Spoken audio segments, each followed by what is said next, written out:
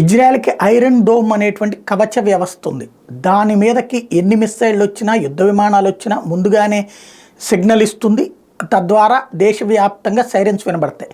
అప్పుడు అక్కడ ఉన్నటువంటి ప్రజలందరూ బంకర్లలోకి వెళ్ళి దాక్కుంటారు. అట్ ద సేమ్ టైం ఆటోమేటిక్గా రెస్పాండ్ అయ్యేటటువంటి మిస్సైళ్ళు పైకి లేస్తాయి. ఆ వచ్చేటువంటి వాటిని పేల్చేస్తాయి. అయితే ఆ మధ్యన హమాస్ వాళ్ళు ప్రయోగించినప్పుడు ఎడతెరిపి లేకుండా ప్రయోగించడం, ఆ మధ్యన హిజ్బుల్లా వాళ్ళు ప్రయోగించినప్పుడు ఎడతెరిపి లేకుండా ప్రయోగించడం, ఒకేసారి 10-15 వస్తే ఇది తట్టుకుని రివర్స్లో అటాక్ చేస్తుంది. కానీ ఒకేసారి 30-40 మిస్సైళ్ళు వస్తే కనుక తట్టుకోలేకపోతుంది.